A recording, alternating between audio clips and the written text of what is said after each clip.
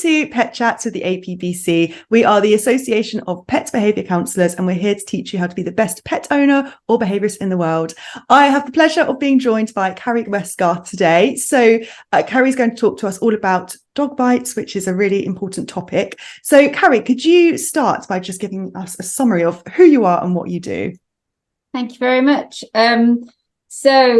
Currently I'm a professor of human animal interaction at the University of Liverpool, but I've taken a bit of a strange journey to get to that point. I am a full member of the Association of Pet Behaviour Counsellors, of course, which is why I'm here, although I don't do that much behaviour work anymore. I keep my toe in. I cover dog training classes and things for people.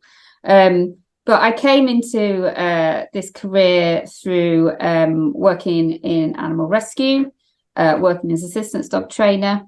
And then I came back to the University of Liverpool, where I'd done my undergraduate degree to do a PhD. And whilst I was doing that, I trained as a behaviourist as well and got my full membership. And since then, I've done a lot of research over the years around the human impact of owning animals, because that's really important. There's reasons why we own pets and why we make the decisions that we do around how to own pets. But I also look at it from the other angle, looking at the impacts of the way that we own animals and the decisions we make around how we own animals, how that impacts their welfare and behaviour in particular. So it's kind of two sides of the same coin, and I try and look at it from both directions. And one of the areas I've done a lot of work in is research into dog bite prevention. Yeah. And I think with that, it's probably, I feel like you're the person that everybody comes to whenever there's anything going on. What can we do about dog bites? So I thought this would be really good to have, owners might be watching this who might own dogs, or you might have other professionals. So I think the first question that I wanted to ask is, what would you say is the biggest cause of dog bites across the UK or worldwide, I suppose? So this is where it gets interesting. There isn't one cause. Okay. So in order for an event or an injury to happen, a number of different things have to happen before you reach that point. Now, as people, we tend to focus on what was immediately happening at the point of the dog bite, what had happened just before that, and then that's what caused it. But actually, there's lots that had to happen across the whole life of the dog and the person and the context and the environment in order to reach that point. The other thing is, when we look at the data, we see that dog bites, even if we just look at that data, the dog bites happen in a real wide range of contexts. Yes, we see a lot of what we might think is the classical context that we try to educate around, as in somebody was physically interacting with a dog that didn't want that happening at that moment. It may have been showing some signs that it was worried, feeling a bit stressed or threatened. And for whatever reason, that either wasn't noticed or probably more likely was noticed but ignored, the research shows. But you see a number of different contexts. Yeah, so you see things like the classic, child tried to kiss dog on face. Yeah. Oh, right, how did that happen? Yeah. But that's actually only a small part of it. There's a lot of just playing with the dog. My favourite quote is, chasing bubbles and both went to get the same one. Okay. Somebody tripping over a dog, dog on dog aggression happening and people getting in there. And actually, a lot of the time, the people were nowhere even near the dog. They were just delivering letters, walking down the street, or go out for a jog or a run, and a dog has come and got them in that context. So there isn't just one context, and there isn't just one reason, which I'm sure we'll go into a bit more as we talk. Definitely. I remember I was saying to you earlier that I remember seeing you at a conference, and one thing that you said always stuck in my mind, which is that nobody thinks a dog bite is going to happen to them. And I don't know if is that part of it, that people think, oh, you know, my dog would never bite me, or my dog would never bite anybody, alongside kind of that build up, like you said, of all the other things in their lifetime as well. Yeah, so my PhD student Sarah did some really in-depth research into this on the back of the research I'd started that I think you're referring to there. This element of trust we have. So one of the themes that I found was, yeah, it would never happen to me. My dog wouldn't bite anyone, or dogs love me. We don't want to think that they can hurt us. We don't want to think that they would hurt anyone else. But at the end of the day, they are animals and they do react differently. And even if, you know, a classic example is never done anything like this before. It's not that there are aggressive dogs going around there repeatedly biting people. Sometimes that's the case, and that's quite worrying, obviously, when you see that. But generally, the dogs that haven't really done this before, but we've developed a level of trust in them that because they've not done it before, they would never do it. But then they get older, they get a bit arthritic, or they get frightened by something, or situations changes.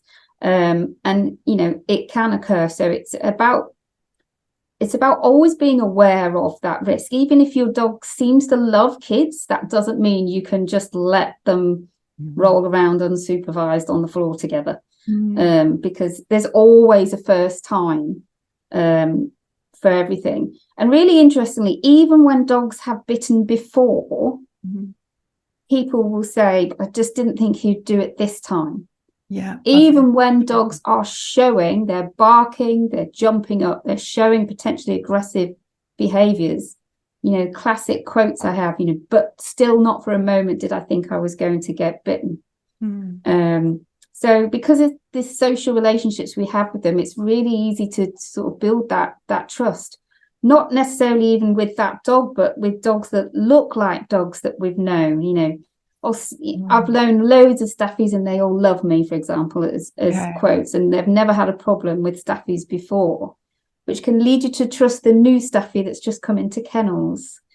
And it's just a natural human reaction that we just need to just check in our heads and be aware of, okay, how is this dog behaving in this moment? And what do I know about that? Rather than always just thinking, oh, it'll be fine.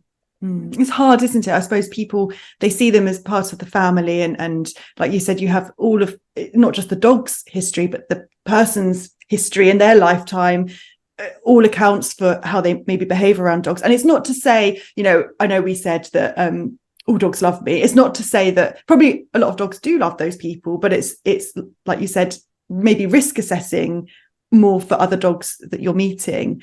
But yeah, it's interesting to know that I mean, it would be easy, wouldn't it? If there was one cause of dog bites, they would stop, because we would just That's why we haven't managed to prevent them. Because there isn't one cause of dog bites. Yeah, which is why it gets so difficult. I suppose we'll come on to sort of later on in these kind of debates about it. So when somebody, so say somebody is bitten by a dog, or your dog bites somebody, is there a protocol that they should be reporting any dog bites to anybody? Because I know that can be a bit of a grey area with clients that I've worked with, and they've said, I don't really know, do we report it? What do they do if the dog has bitten somebody? So the first thing is to think medically. What's often forgotten actually is just as we can be dismissive of the risk of a dog biting us, we can be dismissive of the risk when a dog has bitten. And actually some fatalities have been caused by infections. So someone had a fairly minor bite. They thought I didn't need medical treatment for it, and they end up getting sepsis and dies a few days later. And we see that in lots of fatality cases. So it is really important that really, no matter how minor it is, the wound gets very thoroughly cleaned. You can do that yourself to start off with, but get it checked out. And you're probably going to need a course of antibiotics, just because dogs' mouths have dirty bacteria in them, any animal bites. So first line of attack would, excuse the pun, would be just make sure you're getting that medical side of things. The psychological side can be really quite we know this from this is what made me so interested in it, the psychological impact from working with people who had aggressive dogs. That was obviously quite key. And there's been very, very little research. But sometimes even minor bites, or even just thinking that you're going to get bitten, can be really traumatic. So don't feel afraid of going to a GP, for example, or referring into a mental health service if psychologically that person is finding it quite hard to deal with that, because it is in the literature, but it's to have very, very little research, but we're finding it again and again, and trying to do some more work into that. In terms of who it should be reported to, it really should, especially if there's any children involved, but it really always should be reported to the police, because a bite is a dog dangerously out of control. Now, that sounds quite frightening and scary, the idea to report it to the police. But these are human beings, these police officers. They have dogs themselves. They are not out there to go around taking dogs off people as a first line of defence. But it is important that they can assess the risk in terms of safeguarding other people, and help discuss with you what might be the best way to manage and prevent that situation from occurring. Like I said before, it's generally not one thing that has happened that's made a dog bite. There's often lots of things you can put in place to manage that dog and cut that chain of events. So, for example, simply having a external letterbox on the outside of your house, or a letter box guard on the inside next to your letterbox, that can stop. It's very easy without any training whatsoever. My dog keeps attacking the post and the postman. That's not really a behavior problem. That's an environmental management problem. So there's physical things that you can do to help prevent that from happening again.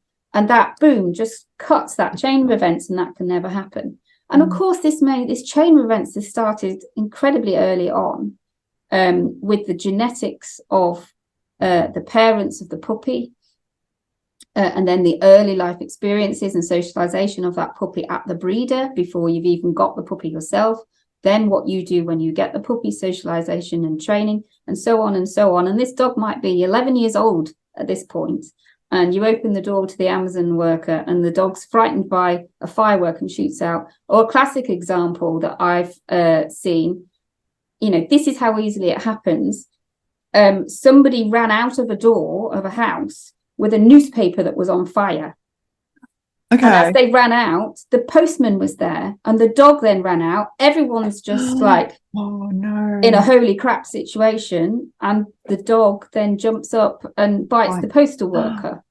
But if that dog had been shut away in a different room of the house at that point, when they knew, oh, it's 11 o'clock, the postal worker always comes at this time, he's probably going to have a parcel, I'm going to have to open the door, that potentially could have been prevented. It's not necessarily that anyone was doing anything wrong. And this is why they use the term accidents, but people who work in injury prevention don't actually like the term accidents, because it makes it look like one of the other key themes that comes out of our research into dog bites is that there's nothing really we can do to prevent them. Even what looks like it's not preventable is preventable. So, for example, when I was doing my first recruitment for people to interview, people would say, oh, someone got bitten yesterday, came into the veterinary practice. And I was like, oh, great. I wonder whether they'd be interested in being interviewed. Oh, yeah, but they were only bitten because their dog was attacked and they went in to get to pull the dog off their dog. Like, well, there's nothing you could do to prevent that. That's a non-story. No, that's a classic story. That's exactly how it happens.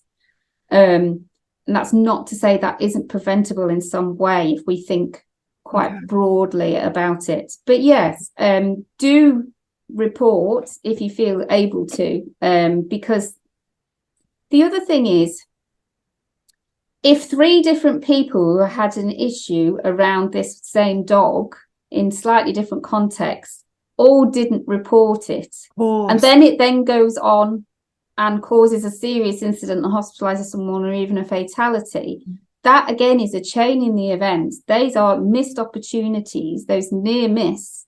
Even if it wasn't a serious bite, it's a near miss incident. Yeah. That could have been intervened in and something put in place to stop that happening again in future.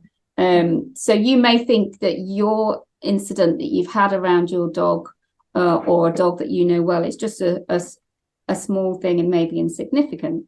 But actually, when you add that all up to other information that is known, that can really help prevent bigger events occurring in the future. But I know that's a sensitive topic. In terms of children, in terms of safeguarding, it is legal, actually, that these things do need to be reported. I like what you said about reporting to the police. It does sound like, oh, I'm reporting you to the police, but I think you're right. Is the police, they're not there to take dogs away. It's just flagging these things, I suppose, so that action can be taken. I think that's a really nice way of putting it. And it depends where you are as to whether they will even take any consideration and take action. Unfortunately, there is quite a disparity across the UK, at least in terms of the different forces and also the local authorities, because dog wardens, or what used to be a dog warden, but essentially what is that role, to sometimes take some responsibility for dealing with these sorts of situations as well. But I know when my own dog was attacked by another dog, I did talk to police around about it, and they went round and they just checked, because the dog was living with a little girl and everything. And, you know, it seemed a friendly dog. It dashed out of the house and didn't like little dogs, but they needed to check in terms of safeguarding that it was generally a friendly dog, that the owners were remorseful, and they'd actually gone and contacted another APBC member at the time. Oh, that's so nice already.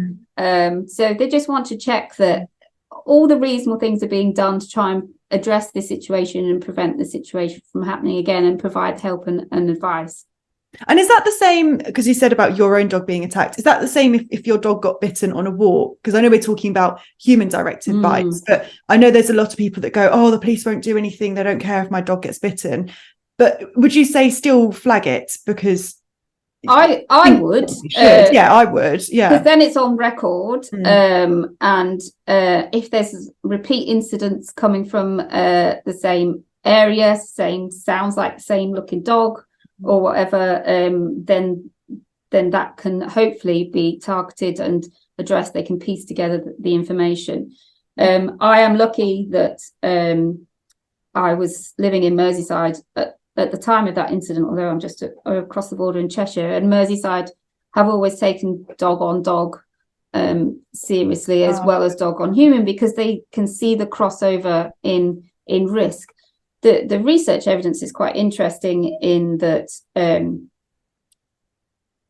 whether a risk of aggression to another dog is giving us signs of a risk of aggression to people, and it depends really on the research study as to the interpretation of whether that is the case or is that not. Some say that they're not associated, and some say, well, yeah, but they're still. And personally, my argument would be, if you're going to snap and not have very good bite inhibition with another dog, then to me that seems logical that you could do the same with a person and vice versa. That makes and sense. a lot of people get hurt intervening in dog on dog. So and that's not necessarily that the dog is intending to hurt the person as well. They're just caught up in it. So I think they are very much linked and should be considered. They should be considered together. But again, it depends on the capacity and the approach in the local area with different authorities as to how they approach dog-related issues. Unfortunately, postcode lottery, just like everything else health-related in life. Yeah. And with that, I mean, that's really interesting, everything you're saying about dog to dog human. What would you say? I mean, you kind of touched on it earlier. How would people minimize the risk of their dog biting another person or another dog? What are there any key things you think people could put into place for this? The key things we need to think about, when you run puppy training sessions and things like that, you realize that it's not as simple as just the owner doing all the right things. And when you've run behaviour consultations, you've seen people who are dealing with a challenging dog. And when you go through the history, they have tried to do all the right things. And I really hate the phrase, there's no such thing as a bad dog, just a bad owner. But yeah, so do I, actually. Because of that. I mean, that just lays so much guilt.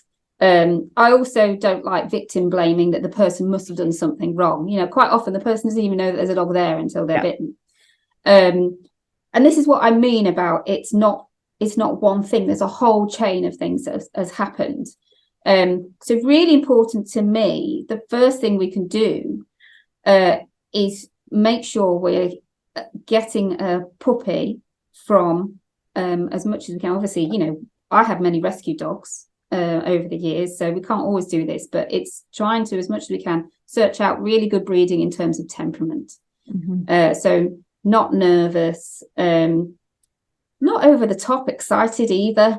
I was like the fairly chilled pup. But yeah, assessing that temperament of the puppy in the home, but assessing the temperament of the parents. And obviously that's very difficult to do if it's a puppy farm it's come from. That's one of the reasons why, you know, as animal welfare people, we don't like puppy farms, because it's not just the environment conditions that aren't very nice for the puppies and the parents. It's that you don't have an opportunity to assess the temperament of those parents, and we don't really know what's being bred from in terms of those temperaments. And you can't just love a dog and it will be fine, and he'll never be aggressive because you've given him all the love in the world. But then then you got to make sure that breeder is doing all the best they can to well socialize those puppies before you even get them. Obviously, then when you bring the dog home, there is training and socialization that you as an owner need to be making sure you're doing. When we say socialization, we don't mean just throwing them out in the world and scaring the bejesus out of them, but, you know, very calm way. Think about, what do I want my dog to learn in this situation?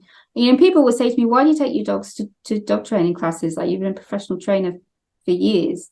And it's not about what I know. It's taking my dogs to classes so that they can learn in those environments to pay attention to me. I can teach them all this stuff at home, but that's not going to help me out and about. They need to have learned all this stuff around these other people and other dogs and traffic and strange environments and things like that. Absolutely. I think the more that you're saying, the more that it's so interesting. There's just it's not just this one instance happened, here we go, this is the bite. It's no wonder it's so difficult to stop it when there's all these things in the chain that we need to look at. So it is difficult in some senses, but that also makes it easier in some sense, because it's just one link in the chain really that you need to crucially remove. If a dog that is fearful of people is never approached by a strange person and physically, there's always a baby gate between them and a person, then you're stopping that risk. So those physical barriers can be quite useful. But I mean, obviously we need to make sure, like classic example, children, that our dogs are socialized around children, and as much as we can that they are happy around children. That's generally down to the personality of the dog. I think some of them love kids just more than others, no matter how much socialization and training you would do. But then that doesn't mean that with job done, I can just leave my child and my dog to play whilst I go upstairs, because people are human. We will always do things wrong. I remember, you know, I do this for a living. I try very, very hard. There's baby gates everywhere in my house. There's dog crates, baby gates. And once I found my 2-year-old sat in the dog crate with the dogs and all the dogs' toys that one time. I turned around and went, oh my God, how did that happen? Because all of those barriers failed. But because they'd never had bad experiences together, because he'd never tripped on them, climbed on them, never been allowed to do things when I wasn't looking, let alone when I was looking. They were okay with it, and they were just like, this is weird. They'd had good experiences around him and they weren't worried about it. But, you know, that was my bad. That wasn't, you know, that the credit is not, well, the credit is to them.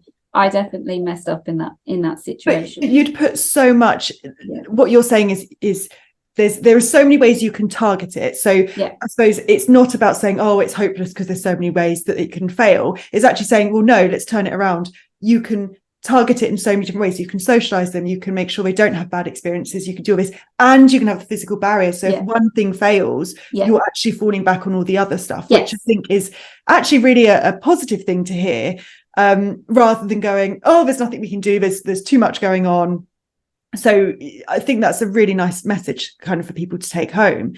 In terms of people, sort of members of the public or ourselves, how can people stop themselves from being bitten, or how can they reduce the risk of, when they go into someone's home, getting bitten by the dog, or walking in the street and having a dog come and bite them? Is there anything that people can think about to minimize the risk that way? So interestingly, people are often really worried about the dogs that they don't know. Mm-hmm. But generally people are bitten by the dogs they know really well. Okay, so it's your own dog, or granny's dog, or your sister's dog, your best friend's dog, those sorts of situations. I can understand why people may be very fearful when they're out and about walking, that dogs could run up to them or whatever, but generally you are very, very low risk in the grand scheme of things. And the dogs we trust, the ones who know well, are the ones that are generally cause the most bites to us. It's those sorts of contexts. A classic example is when people are running or cycling next to a dog. I think a lot of the onus has to come down to the owner. If you see someone running or cycling, or someone on a horse, you have got to have good control over your dogs and put them and be able to recall them and get them on the lead.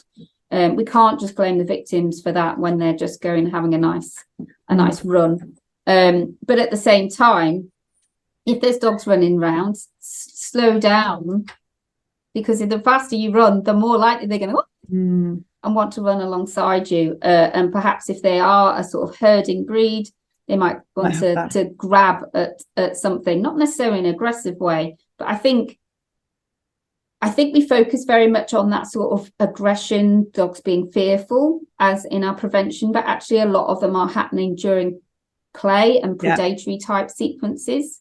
And that is an area we haven't really well addressed yet, but I think that's what's happening in a lot of the contexts. So, playing tug. My son, we've got a working Cocker Spaniel. She'll be 2 in January. So we've just gone through, we got her at 5 months. So we didn't have her from very puppy, but there was a lot of mouthing going on with a 9-year-old boy who wanted to play with his puppy, and she wanted to play with him. And we had to manage that very carefully because she could accidentally grab his hand and do some serious damage by accident if we weren't careful. So thinking about how well you can supervise and manage, and what are the boundaries around playing as well, I think with other dogs. But if you don't want dogs to approach you, we've had a few inquiries of this through the Merseyside Dog Safety Partnership. And I sort of garnered some evidence from the APBC group actually on what will be the best approaches. And the person who asked for some advice has tried out a lot of these approaches and says actually just totally snubbing the dog, totally ignoring it, not looking at it, no eye contact, not trying to shoo it away, just like acting like the dog isn't there. Dogs very, very quickly leave him alone if he's behaving like that. So if you don't want dogs coming up to you, I totally understand that. Often we don't want dogs coming up to us because we've got a dog ourselves that we don't want the dog approaching. And obviously then there's methods, things you can do, making the dog more visible as a potential hazard. So things like the yellow dog, coats or bandanas or leads. Yes, some people don't notice, but generally the more we can make our dog visible as a potential hazard. I say hazard not because I think it's a nasty thing, Mm. but hazard as in something to be aware of. Yeah. The more chances people have got to actually spot that there's a potential issue and to call their dog away and not let their dog come bounding over to yours.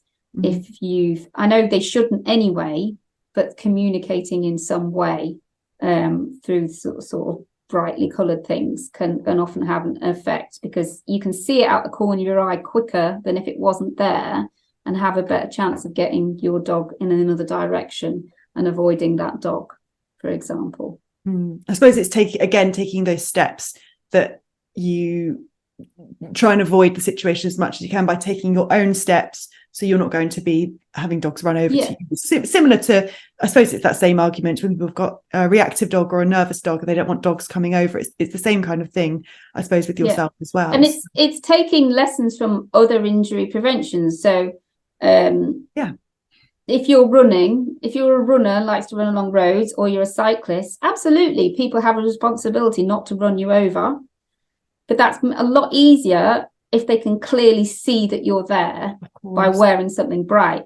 If we can do that with our dogs as well, this makes you go, oh, something about that dog that means that there's something a bit different. You can notice it quicker, and you can hopefully be prompted to do something more about it. But so it's not going to solve everything, but it's adding up all those little tools in the toolbox to try and prevent us from getting to that catastrophic situation that we don't want to be in, when everything comes together in a perfect storm.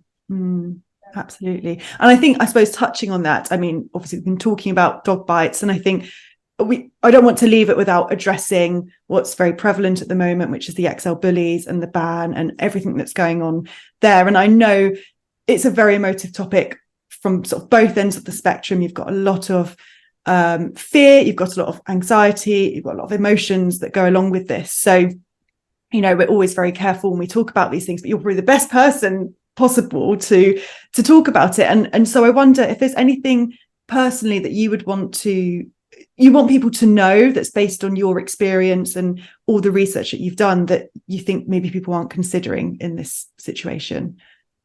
Yeah, so it's a very polarized debate of people either being for or against breed-specific legislation and banning of certain breeds, and whether certain breeds are more aggressive or not.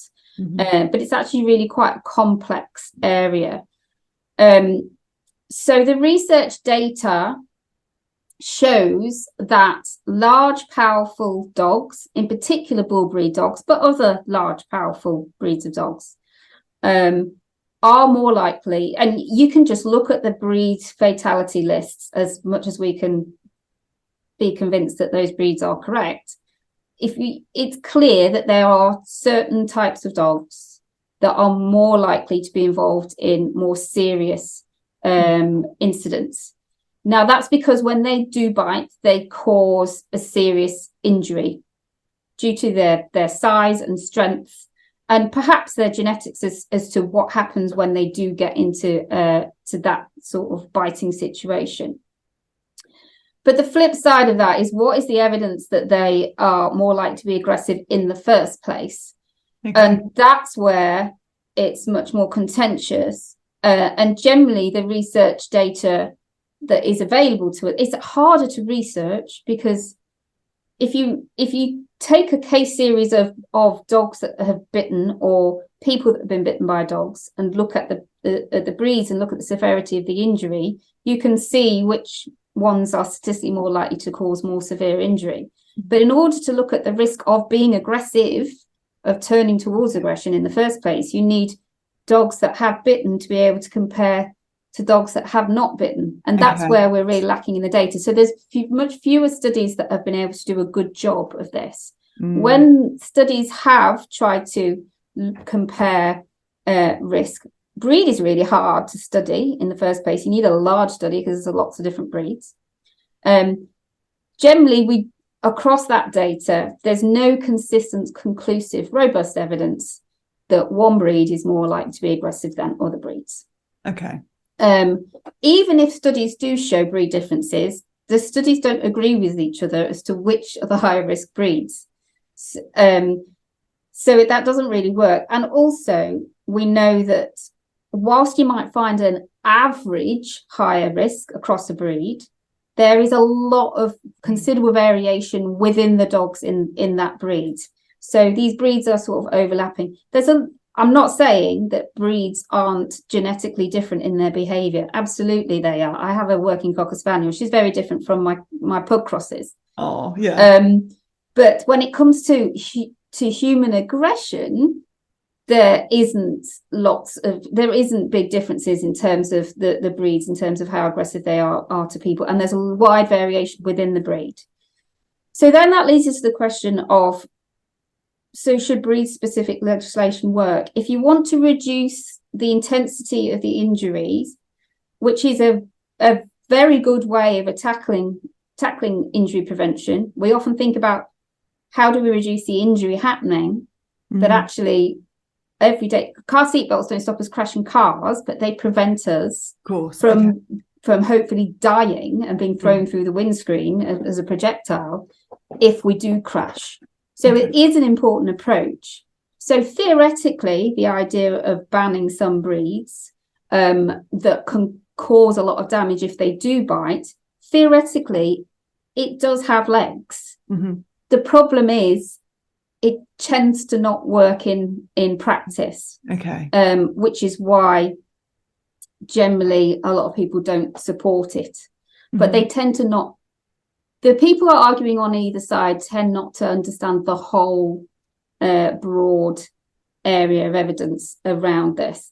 Even if theoretically, I can agree, theoretically, breed-specific legislation seems a good thing, but in practice, it's very difficult to do and very difficult to enforce. And because breeds are so similar, unless we kind of bandle dogs over 10 kilos, and had a very clear black and white thing. And I mean that's just not going to happen. That would be your Labradors and your German Shepherds gone as well. And people don't want that. And then there's a whole lot of class and social demographics all wrapped up in this as well, in terms of, are certain breeds more likely to be poorly bred, poorly socialized, trained using punishment-based training methods? It's going to make them more likely to act aggressively later. There's just so much going on in that it becomes very difficult for breed-specific legislation to be put into practice effectively, I think is the challenge. Yeah, that's amazingly well put. I mean, it's a very balanced way of looking at it. But like you said, it's one of those things where there's all this debate going on, but it's very hard to have the debates without having kind of an overview of the situation. So it's really tricky. But I mean, for anybody who is watching, the APBC are obviously advising our members in terms of insurance. It's a changeable situation anyway, so we're keeping everyone up to date. But I think that was a really amazingly balanced way of putting it. So thank you so much for sharing. And is there anything else, any last points that you wanted to finish on before we start to wrap it up?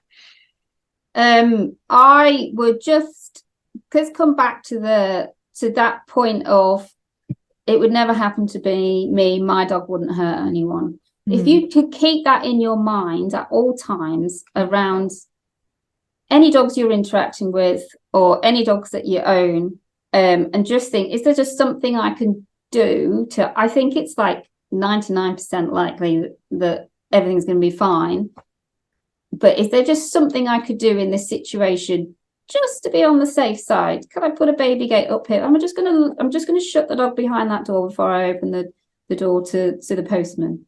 I'm just gonna feed the dogs separately. One of them can have the bowl here and there's a baby gate, and the other can have the bowl there. They never fought over food before, but this could be the first time, and I don't want to get bitten trying to separate that.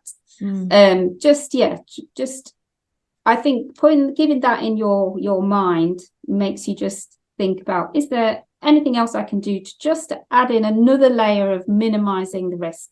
And sometimes it doesn't have to be complicated training. No. And you can only work with the dog you've got. You can't go back and change its genetics. But is there just anything, perhaps just physically in the environment, or just the way we manage and the habits and routines we have around this dog, that I could do to just help ward off a potential situation down the line. That's incredible advice. Thank you. I think that will really stick in people's minds as well. And hopefully any advice like this, any input like this will help everyone try and avoid these situations. So I think all that's left to say is there any way anyone can find you if anybody wants to collaborate with you or speak to you? I think you said you don't do behaviour work, do you? You do more research. Yes, I generally do research and media work and teaching. I teach the veterinary students. I'm on Twitter and I'm also on Facebook, but under the so it's the Westgarth Anthrozoology Group, the WAG Lab. Is where you can find more about lots of our different research. So generally, if we've published a paper, if I'm doing some media work, if we're recruiting for research participants for a study, that will all go out through that. We also have, I also lead the Merseyside Dog Safety Partnership. It's called the Merseyside Dog Safety Partnership, but it's really, we work quite nationally now or even internationally in our members and the type of influences we have and the kind of types of interventions we're working on. And we have a website at merseydogsafe.co.uk. And that's kind of a hub where we summarise some of our research and so that people can easily access that. But also we've pulled together all the resources that we can find for professionals, but also for the public, for people who help with their own dog. There's advice sheets, help I've been bitten by a dog, for example. Wow. Some of the stuff we've created ourselves, but a lot of it is it's a hub for all of the really good information that's already out there. And with the XL Bully, we do have a page that we are updating as we get more information from the government and from our local police that we work very closely with guidance on there. So it's worth keeping an update on those pages. Incredible resources for people. So I'll put that also, everyone can access it. It'll be easy for people to find, to go and find if they want to find out more. So I think all that's left to say is thank you so much, Carri, for coming on. It's been an amazing conversation and we really appreciate it. And for anybody that's watching or listening, thank you for watching and listening, and we will see you next time. Bye, everyone.